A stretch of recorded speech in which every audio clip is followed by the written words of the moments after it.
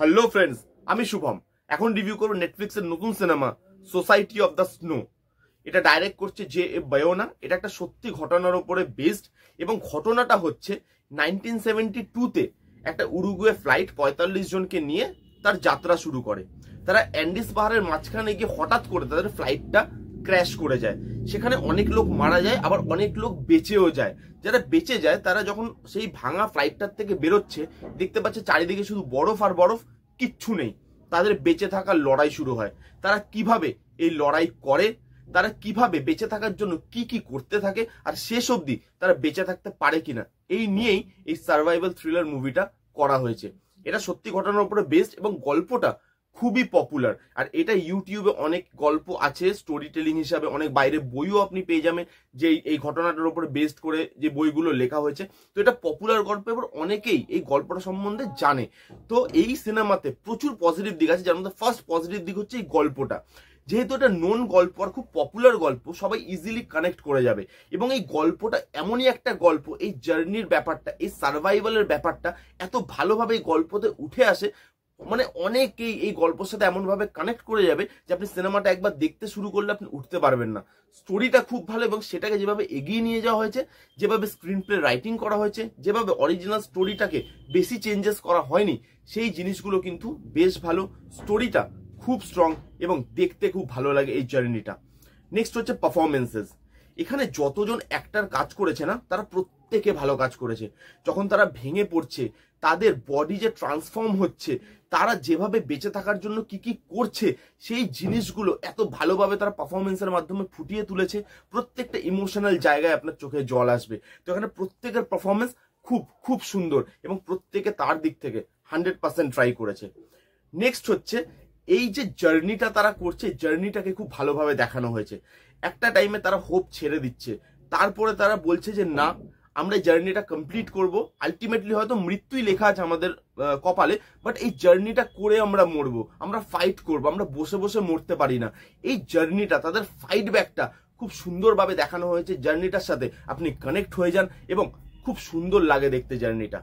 Next হচ্ছে emotion. এই সিনেমার একটা বিশাল বড় ব্যাকবোন হচ্ছে ইমোশন। এখানে প্রত্যেকটা জায়গায় যখন তারা একটু করে আশার আলো দেখতে পাচ্ছে এবং তারপরে সেটা কোথাও মিলিয়ে যাচ্ছে, তারা প্রত্যেকেই ক্র্যাশে কাউকে না কাউকে হারিয়েছে। কেউ তার প্যারেন্টসকে হারিয়েছে, কেউ তার ভালোবাসাকে, কেউ তার বন্ধুকে। সেই ইমোশনাল জায়গাগুলো খুব সুন্দর। এইখানে যেভাবে তারা নিজেদের এন্টারটেনমেন্টের জন্য নিজেদের মধ্যে শেরো শায়েরি করছে, সেইগুলো খুব ভালো লাগে দেখতে। যে বেঁচে থাকার জন্য এতটা লড়াই কেউ করছে এবং শেষ অবধি সেটা সম্পন্ন হতে পারছে কি পারছে না, এই যে একটা টালমাটাল অবস্থা চলে, সেই জিনিসটা ইমোশনালের মাধ্যমে খুব সুন্দরভাবে দেখিয়েছে। আর লাস্টে গিয়ে ক্লাইম্যাক্সে ইমোশন খুব সুন্দর, চোখে আপনার জল আনবে।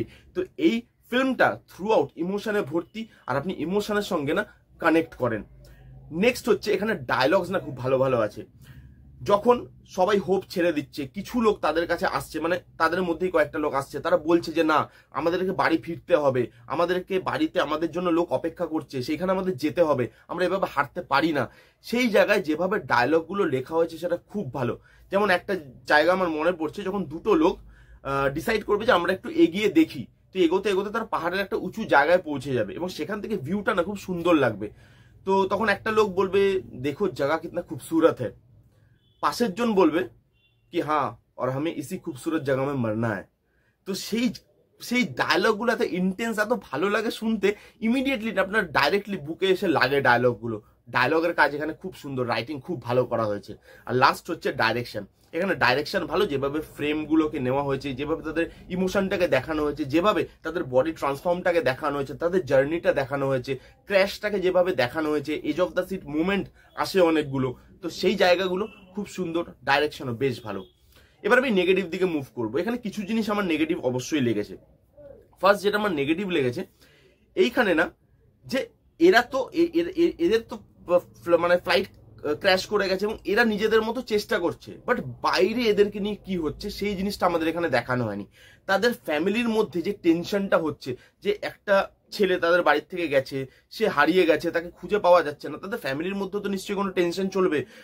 পুলিশ প্রশাসন, ওখানকার যারা পলিটিক্যাল নেতারা তখনকার দিনে ছিল, সেই জিনিসগুলো তো ওইখানে আরো বেশি ভালো করে দেখানো যেত বলে আমার মনে হয়। কারণ সেখানেও কিন্তু তাদের মধ্যেও এফেক্ট পড়বে, তারাও কিন্তু ভাববে তাদের জন্য, বাট সেগুলো ভার্বালি বলে দেওয়া হয়েছে, রেডিওর মাধ্যমে জাস্ট সেগুলোকে বলে দেওয়া হয়েছে। সেইগুলো নিয়ে খুব একটা বেশি এখানে আলোচনা কিন্তু করা হয়নি বা দেখানো হয়নি। সেই জায়গাটা আমার মনে হয়েছে একটু খামতি থেকে গেছে। আরেকটা জিনিস, এইখানে সার্ভাইভালের পোর্শনটা অনেকটা দেখিয়েছে, এখানে যে লড়াই করা সেটা অনেকটা দেখিয়েছে, বাট এখানে যে ক্র্যাশটা হচ্ছে সেই ক্র্যাশটাকে খুব কম টাইম দিয়েছে। আমার মনে হয় ক্র্যাশটা আরেকটু ভালোভাবে আরেকটু বেশি টাইম নিয়ে দেখালে মানুষ না ইমোশনালি আরো তাড়াতাড়ি কানেক্ট করতে পারতো সিনেমাটার সঙ্গে। এখানে আপনি ইমোশনালি কানেক্ট হন, বাট সেটা অনেকটা পরে গিয়ে, বাট ক্র্যাশটাকে আরেকটু ভালোভাবে দেখালে ইমোশনালি কানেকশনটা আরো তাড়াতাড়ি তৈরি হতো বলে মনে হয়। আর লাস্ট যে নেগেটিভ পয়েন্টটা নিয়ে কথা বলবো, সিনেমাটা একটু বড় হয়ে গেছে, অনেক জায়গায় সিনেমাটাকে একটু ট্রিম করা যেত, একটু ছোট করা যেত, মাঝে মাঝে একটু লেন্দি বা একটু রিপিটেটিভ লাগছে বলে মনে হতে পারে। বাট যাই হোক, এই সিনেমাটা খুব ভালো একটা সিনেমার মধ্যে ফেলবো। এটা ক্রিটিকের থেকে অনেক ভালো ভালো রিভিউ পেয়েছে। স্প্যানিশ ফিল্ম, বাট নেটফ্লিক্সে হিন্দিতে আছে, আপনাদের দেখতে কোনো অসুবিধা হবে না, বাচ্চাদের নিয়ে দেখা যাবে না। একটু অ্যাডাল্ট্রি নয়, তারা বেঁচে থাকার জন্য যে জিনিসগুলো করে সেগুলো দেখলে আপনার একটু প্রবলেম হতে পারে, তো সেই জায়গাগুলো একটু মাথায় রাখবেন।